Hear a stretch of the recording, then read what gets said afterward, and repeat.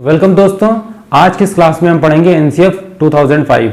ठीक है, इससे पहले भी हमारे कई एनसीएफ आए हैं, इसके बाद भी आए हैं, मगर ये जो एनसीएफ है बहुत ज़्यादा इंपॉर्टेंट है हमारे एग्जाम को लेकर, क्योंकि सीटेट में जितने भी क्वेश्चंस आते हैं लगभग इसी एनसीएफ से आते हैं और इनका हम किसी तरीके से रिलेट कर सकते हैं क्वेश्चन में। ठीक है, वो भी समझेंगे क्योंकि इसी के बेस पर क्वेश्चन भी आपके बन जाते हैं।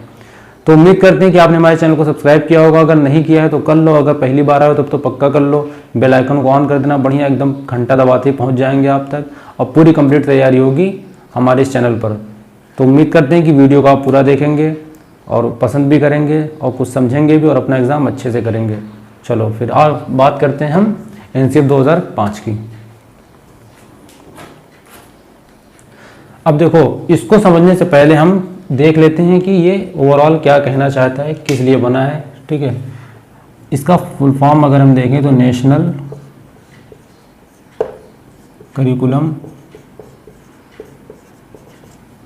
फ्रेमवर्क। देखो, नाम में ही सब कुछ इसने बता दिया है, इसको बारी बारी समझते हैं। सबसे पहले देखो कि एनसीएफ जो होता है ये पब्लिश कौन करता है। ठीक है, कि मतलब कौन सी बॉडी है जो इसको पब्लिश करती है कि इस साल एनसीएफ आ गया। ठीक है, इस साल आ गया, हम लोग सुनते हैं हमेशा। तो इसको जो पब्लिश करता है उस बॉडी का नाम है एनसीईआरटी। ठीक है, सुना होगा। अब एनसीईआरटी का अगर नाम आ गया तो इसका हम एग्जाम में कैसे एक दो बार क्वेश्चन आए तो वो बता दें। इसका फुल फॉर्म देख लो, अगर national council of educational research and training. अब देखो, इसका फुल फॉर्म क्यों लिखा। एग्जाम में एक दो बार ऐसे क्वेश्चन आ चुका था कि आपको ऑप्शन में फुल फॉर्म दिया था, पूछा था एनसीईआरटी का फुल फॉर्म क्या है और आपको ऑप्शन दे दिया था। ठीक है, वहां पर उसने बस क्या किया था, ऑफ की जगह पे फॉर लगा दिया था। ठीक है, अब क्या कर सकता है, फॉर लगा सकता है, टू लगा सकता है, कुछ भी। आपको मेन ये ध्यान देना, बहुत माइनर सी चीज़ है, मगर ये है जब ऑफ फॉर दोनों में कंफ्यूज हो जाते हैं ना तो फिर उस टाइम आत्मा हिल जाती है एकदम कि करें क्या। तो ऑफ का हमें ध्यान रखना है कि इसमें हमेशा ऑफ रहता है। अब हम बात कर लेते हैं एक और टर्म की, एनसीटीई। ठीक है, एक मिनट का काम ये भी देख लेते हैं, national council of teachers education. ठीक है, अब देखो, ये तो हमारा क्या बोलते हैं, हमारे एजुकेशनल में जो भी रिसर्च होती है, जो भी ट्रेनिंग होगी, ठीक है, मतलब हमारे जैसे सीबीएसई बोर्ड वाले का जो भी सिलेबस होगा, जो उनको पढ़ना होगा, या कौन सी एजुकेशन इसके स्कूल में चलनी चाहिए, ठीक है, वो सब कौन हमारा एनसीईआरटी डिसाइड करता है। एनसीटी क्या करता है, ये जो टीचर्स वाले जितने भी ट्रेनिंग कोर्स होते हैं, जैसे हमारा बीएड डीएलएड हो गया, ये कौन डिसाइड करता है, हमारा एनसीटी। जो बीएड हमारा डिसाइड करते हैं वो एनसीटी, किसका कैसा सिलेबस होना चाहिए, कैसा करिकुलम होना चाहिए। ठीक है, अब अगर हम बात करें तो इसमें भी देखो क्या है, ऑफ आया है, तो इसका भी एक बार पूछ सकता है। ठीक है, कि ऑफ की जगह पे फॉर लगा दिया। तो मेनली हमको बाकी तो सब पता रहता है, बस ये कौन सा ऑफ लगेगा फॉर लगेगा ये कंफ्यूजन होती है, तो वो यहाँ से दूर हो जाएगी। अब चलो वापस आते हैं एनसीएफ पे। अब देखो, जो हमारा एनसीएफ था ये सबसे पहले हम समझते हैं कि किसके अध्यक्षता में हुआ था, मतलब चेयरमैन कौन था। तो उनका नाम है प्रोफेसर यशपाल। ठीक है, ये एक इंपॉर्टेंट चीज़ है, ज़्यादा डिटेल में नहीं जाएंगे वरना टॉपिक तो है बहुत बड़ा, लेकिन जो हमारे एग्जाम के पर्सपेक्टिव से देखेंगे, जो आता है एग्जाम में उस हिसाब से बताएंगे। ठीक है, तो प्रोफेसर यशपाल जो थे उन कमेटी बनाई उन्होंने और उन्होंने एनसीएफ लाया।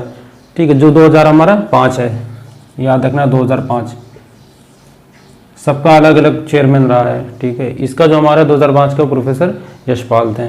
अब अगर देखो बात करते हैं कि हमारा कौन सा एनसीएफ रहा है, हमारा 4th एनसीएफ था। इससे पहले हमारे कौन से 3 आए वो भी देख लेते हैं।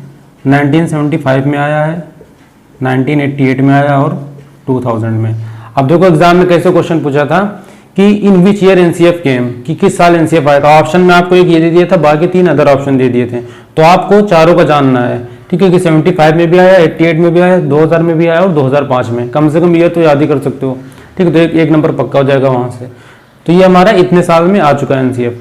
अब देखो, जब भी एनसीएफ आता है ना कुछ एक थीम लेकर आता है, किसी न किसी पर्टिकुलर चीज पे फोकस करता है वो।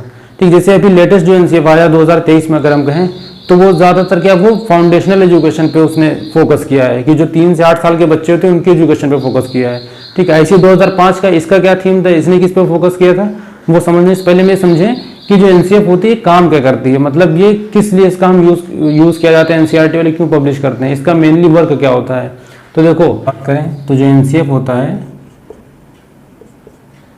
ये सर्व्स करता है गाइडलाइंस। अब कौन सी गाइडलाइंस, हमारे स्कूल के एजुकेशन के लिए, जैसे कि सिलेबस कैसा होना चाहिए, ठीक है, टेक्स्ट बुक कौन सी किस हिसाब से चलनी चाहिए, उसमें प्रिंट कैसा होना चाहिए ना। जैसे कभी कभी होता है कि सिर्फ टेक्स्ट बुक में अगर टेक्स्ट रहेगा तो बच्चा क्या करेगा, इंटरेस्ट लेकर नहीं पढ़ेगा ना, उसमें कुछ ना कुछ पिक्चर ऐड करो। तो ये सब किसने डिसाइड किया, ये एनसीएफ ने, ठीक है। दूसरा हमारा हो गया टीचिंग प्रैक्टिसेस। अब देखो इस पे इसलिए फोकस करना पड़ा क्योंकि देखो एक टीचर ही डिसाइड करता है कि बच्चे को कौन सी स्ट्रेटेजी से पढ़ाएं, किस मेथड से पढ़ाएं, ठीक है। तो टीचर को क्या इतना अच्छा ऑब्जर्वेशन आना चाहिए कि वो एक ही मेथड से ना सबको डील करे, ठीक है, अलग अलग मेथड से डील करे। तो किस एज के बच्चों को किस मेथड से डील करना चाहिए ये भी हमारा एनसीएफ बताता है, ठीक है। तो ये सब क्या वो गाइडलाइंस प्रोवाइड करता है किसको, स्कूल एजुकेशन के लिए। ये सब किसके लिए होता है, हमारे स्कूल एजुकेशन के लिए। तो ये हमारा हो गया कि एनसीएफ का मेनली वर्क क्या है, ठीक है। अब इसी चीज को क्या बोलते हैं, इंप्लीमेंट करता है कि और बेहतर कैसे बनाए, इसके लिए क्या करता है वो हर साल कुछ ना कुछ एक फोकस करता है किसी एक पर्टिकुलर कैटेगरी पे, ठीक है। जैसे अभी किस पे फोकस कर रहा है 2005 में वो हम देखते हैं, ठीक है। अब देखो ये किस पर फोकसेस ऑन, सबसे पहली बात तो जो 2005 एनसीएफ 2005 है क्या कहना चाहता है कि लर्निंग विदाउट बर्डन होनी चाहिए, ठीक है। इसका मेन क्या ये आप कह सकते एक तरीके से एम रहता है, लर्निंग विदाउट बर्डन, कि मतलब बच्चे को पढ़ाई बोझ ना लगे, ठीक है, वो उस चीज़ को एंजॉय करके पढ़े, तभी तो अच्छे से सीखेगा। जब किसी चीज़ में अगर आप इंटरेस्ट लोगे तभी तो उसको सीखना चाहोगे ना। आपको भी तो मन होना चाहिए ना याद करने का, टीचर तो पढ़ाता ही रहता है। अगर आपका नहीं मन है, अभी अगर आपको पर्पज ना हो एनसीएफ 2005 पढ़ने का तो आप क्यों वीडियो देखोगे, आपके एग्जाम में आ रहा है इसीलिए तो आप पढ़ रहे हो ना, ठीक है। आपको इंटरेस्ट आना चाहिए ना, आपकी इंटरेस्ट की चीज़ होगी तभी तो पढ़ोगे। तो लर्निंग विदाउट बर्डन होनी चाहिए। दूसरा क्या है, इसको पहला कर देते हैं, दूसरा हमारा चाइल्ड सेंटर्ड एजुकेशन होनी चाहिए। ये तो बहुत ही ज़रूरी है, हमारे टाइम पे भले नहीं थी, हाँ हम लोग खूब ठोके जाते थे। चाइल्ड सेंटर्ड एजुकेशन होनी चाहिए, मतलब कि बच्चे को आप नज़र में रख के पढ़ाओ, ठीक है। कुछ भी आप डिसाइड करो, चाहे कोई पेपर बनाओ आप, चाहे कोई टॉपिक को पढ़ाना हो, ठीक है, आप बच्चे को सेंटर में रख के सोचो कि हम इस तरीके से पढ़ाएं। आप अपना मत देखो कि मेरे लिए क्या आसान है ना, या हम किस अप्रोच से आसानी से पढ़ा सकते हैं। आप ही देखो कि बच्चा किस अप्रोच से आसानी से समझेगा, ठीक है। अगर वो किसी चीज़ का जवाब दे रहा है तो ये नहीं कि आप उसको तुरंत डांट दो या पीट दो, कुछ भी कर दो, उसको रिइंफोर्स करते रहो ना। तो क्या करोगे आप, उसके मोटिवेशन बढ़ाओ उसको, ताकि वो क्या करे, चीज़ों को और अच्छे से समझना चाहे, जवाब देना चाहे, और जब जवाब देना होगा तो अच्छे से पढ़ेगा, ठीक है। तो इसलिए हम क्या कह सकते हैं कि इसका और क्या फोकस था कि एजुकेशन जो होनी चाहिए चाइल्ड सेंटर्ड होनी चाहिए। तीसरी बात क्या थी, स्टैंडर्ड करिकुलम फॉर ऑल, ठीक है। मतलब ये नहीं कि किसी पर्टिकुलर कास्ट के लिए, किसी पर्टिकुलर कम्युनिटी के लिए ये करिकुलम बना, ये सबके लिए करिकुलम था, ठीक है। अमीर गरीब गोरा काला जितने भी टाइप के, जितने भी डिस्क्रिमिनेशन वाले हैं, उन सबको हटा के क्या बोला गया कि ये जो करिकुलम एक स्टैंडर्ड करिकुलम डिसाइड कर दिया गया है कि स्कूल एजुकेशन में ऐसे चलना चाहिए करिकुलम, ठीक है। और ये आपको सभी को प्रोवाइड कराना है, ठीक है, पर्टिकुलर किसी एक रीजन में या पर्टिकुलर किसी एक कम्युनिटी में नहीं, ठीक। हम बात करते हैं कि जो हमारे एनसीएफ 2005 के अंदर मेन गाइडलाइन थी, जिनको हम बोलते हैं 5 गाइडलाइन प्रिंसिपल्स, वो क्या है, चलो ठीक है। अब देखो इसकी जो 5 गाइडलाइंस हैं उनको हम एक एक करके समझते हैं। सबसे पहले हम यहाँ ध्यान देते हैं, connect knowledge to life outside the school, कि मतलब आप जो भी बच्चों को सिखाओ, जो भी पढ़ाओ, सिर्फ ये नहीं कि जो बुक में दिया है या जो स्कूल के हिसाब से चीजें हैं सिर्फ उतना ही करवाओ, आप उसकी बाहर की चीजों से रिलेट करो ना, आप उससे लाइफ से रिलेटेड एग्जाम्पल्स दो, ठीक है, जिससे क्या होगा वो कनेक्ट कर सकेगा, ठीक है। मतलब एनसीएफ क्या चाहता है कि बच्चा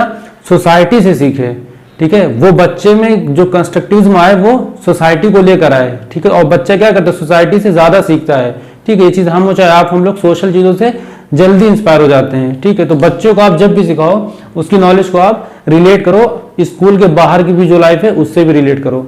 दूसरा क्या है हमारा, करिकुलम बियॉन्ड टेक्स्ट बुक, मतलब सिर्फ फिक्स्ड करिकुलम मत कर लो, कि मतलब करिकुलम मतलब ये नहीं होता कि टेक्स्ट बुक में जो लिखा बस वही करो, ठीक है। करिकुलम सिलेबस में ही डिफरेंस होता है, सिलेबस का जो आपको पढ़ना है, जो आपके बुक में दिया हुआ है, ठीक है, वो एकदम फिक्स कर दिया गया है। करिकुलम में क्या होता है कि अदर एक्टिविटीज भी इन्वॉल्व हो जाती हैं, चाहे वो आप कह सकते हो स्पोर्ट्स से रिलेटेड हो सकता है, ठीक है, नुक्कड़ नाटक हो सकता है, ठीक है, आपको बोल सकते हैं डांस भी कर लो, सिंगिंग कर लो। जब तक आप ये सब चीज नहीं करवाओगे तो कैसे आपको पता चलेगा कि बच्चे के अंदर कितनी कैपेबिलिटी है। तो सिर्फ टेक्स्ट बुक तक ही मत रखो करिकुलम को सीमित, करिकुलम को और भी बढ़ाओ, ठीक है। तो सिलेबस को उन्होंने रिड्यूस कर दिया, करिकुलम में ये बढ़ा दिया है कि बच्चों से एक्टिविटीज ज्यादा करवाते हैं, फिजिकल एक्टिविटीज हो गई, ठीक है, मेंटल एक्टिविटीज कोई सी भी हो गई, इस तरीके से गेम्स हो गए, स्पोर्ट्स हो गए, ठीक है, डांस प्ले कुछ भी। तो ये क्या हो गया हमारा करिकुलम बियॉन्ड टेक्स्ट बुक, ठीक है। तीसरी बात इन्होंने क्या किया, shift learning from rote memorisation, मतलब बच्चे को रटन विद्या मत दो, उसको रटाओ मत, ठीक है, उसको चीजों को समझ के सीख ले, वो ज्यादा सही है, उसको रटाना ये चीज बंद कर देनी चाहिए, ठीक है। तीसरा हमारा क्या, मेकिंग एग्जामिनेशन मोर फ्लेक्सिबल, कि जो एग्जाम है ना उसको इतना आसान बना दो कि बच्चा, अगर आप ये नहीं कि सिर्फ एक टाइम में आप एग्जाम लो, आप क्लास के टाइम भी एग्जाम ले सकते हो ना। अगर हम किसी से कुछ ओरल पूछ रहे हैं, वो क्या एक तरीके से हमने उसको एग्जामाइन किया ना, मतलब ये जो आपका वर्ड नहीं आता है CCE, ठीक है, मतलब आप एक तरीके से कह सकते हो कि उसका ओवरऑल आप एग्जाम लो, ठीक है, ओवरऑल उसका डेवलपमेंट हुआ है कि नहीं, होलिस्टिक डेवलपमेंट हुआ है कि नहीं, मतलब फिजिकल डेवलपमेंट हो गया, कॉग्निटिव हो गया, सोशल हो गया, ठीक है, इमोशनल हो गया, ठीक है। इस चारों का एग्जाम आप कैसे ले सकते हो, सिर्फ पेन पेपर मेथड से ले नहीं सकते हो, तो उससे कोई एक्टिविटीज में आपने करवा लिया, ठीक है, कोई कॉम्पिटिशन रख लिया आपने, ठीक है, उससे सोसाइटी के बारे में कुछ पूछ लिया, तो आप देखोगे ना कि हाँ ये कितना अवेयर है चीजों को लेकर, ठीक है। उसके इमोशंस का आपने एग्जाम ले लिया है कि अगर लोगों को ये थोड़ा बहुत समझता है कि नहीं, ये नहीं कि सबसे नफरत से ही बात करे, नफरत की निगाह से सबको देखे, ठीक है। हम क्या कह सकते हैं कि उसका होलिस्टिक डेवलपमेंट होने के लिए आपको उसका एग्जाम जो भी लेना है थोड़ा फ्लेक्सिबल बनाना पड़ेगा, ठीक है, कि बच्चा एग्जाम से डर ना जाए कि हाँ एग्जाम में एकदम डर गया, वो उस चीज को थोड़ा इंटरेस्ट ले कि हाँ चलो एक हमारे लिए एक टास्क की तरह काम करेगा, ठीक। अब होता है हमारा केयरिंग फॉर डेमोक्रेटिक प्रिंसिपल्स, मतलब जो भी, अब जैसे हम जिस देश में डेमोक्रेसी है यहाँ पर, ठीक है, मतलब हमें एक दूसरे को जज्बात को समझना पड़ेगा, ठीक, हमें कब क्या बोलना चाहिए सोच समझ के बोलना पड़ेगा, हमें फ्रीडम दी गई है, ठीक है, कितनी फ्रीडम दी गई है वो समझना पड़ेगा, ठीक है। जो हमारे डेमोक्रेसी में जो भी वर्ड कॉन्स्टिट्यूशन में आते हैं, सॉवरेनिटी, ठीक है, सेकुलर, ठीक है, ये सब क्या हमको इन सब की रेस्पेक्ट करनी पड़ेगी, ठीक। और बच्चों को आपको ऐसा तैयार करना है कि उसके अंदर एक सोशल वैल्यू उसके अंदर हो, ठीक है, अपने समाज को लेकर उसके अंदर एक इज्जत हो, ठीक है, देश के लिए क्या कह सकते हैं आप, उसके अंदर नेशनल वैल्यू का डेवलपमेंट होना चाहिए, ठीक है, अपने नेशनल के लिए उसके अंदर प्यार मोहब्बत हो, ठीक है। जैसे हम लोग को क्यों असेंबली में जनगण मनगढ़ करवाते हैं, ठीक है, या 15 अगस्त में, ठीक है, 26 जनवरी में क्यों हमसे कोई एक्टिविटीज करवा लेते हैं, ये सब क्यों मनाया जाता है, इसीलिए ना, ताकि आप अपने देश को समझो और देश के प्रति आपके अंदर एक स्नेह पैदा हो, ठीक है।